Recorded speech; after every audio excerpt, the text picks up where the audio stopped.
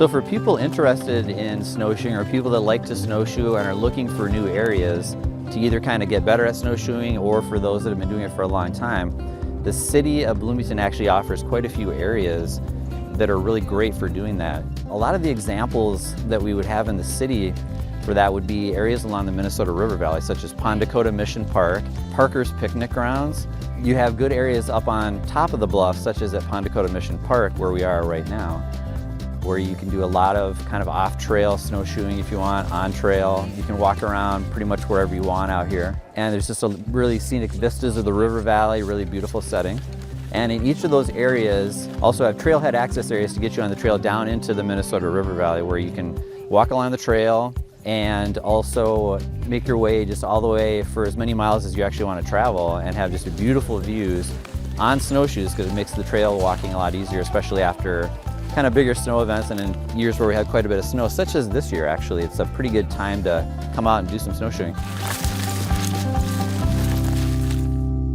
Yeah, we've had a pretty nice snow cover this year on the trails. It's been much more consistent than other years, and we've got about 3.5 miles of snowshoe trails, and then in addition to that, you can do a little bit of bushwhacking and go off the trails a little bit. In the summer, we encourage people to stay on the trails more, but the winter's a good time to try to get out into the deeper snow. We've got a couple ponds that you can get out and explore if you want that, and then fun thing is just to follow some of the deer trails into the woods and kind of go make your own path as well. The main reason to put on snowshoes is if you have deeper snow, you try to walk through it. You've probably experienced this before. You sink deep into the snow. It's very tiring, hard to move around through deep snow.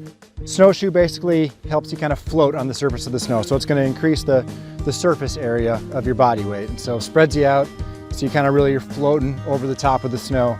But even when you don't have a real deep snow, that's where these crampons, these metal cleats are really nice, because they give you traction. So if you're walking even just on the trails here that have gotten a little bit more packed down, these still give you really some nice stability.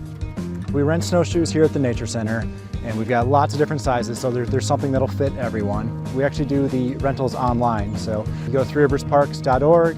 Simplest way to do it is just put snowshoes into the search bar. That'll take you to our winter equipment rental page, and you reserve a time block, and then when you get to the Nature Center, we'll actually have them waiting for you in a little bin. We've actually got instructions there about how to put on the snowshoes yourself, but there's always someone at the front desk, so if you do want to talk to someone, they can answer your questions about putting on the snowshoes and give you some tips and a map to get you started.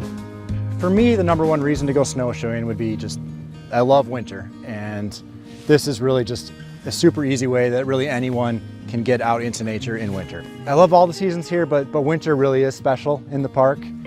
In the summer it's busier, it can be a little, even in nature it can be a little overwhelming.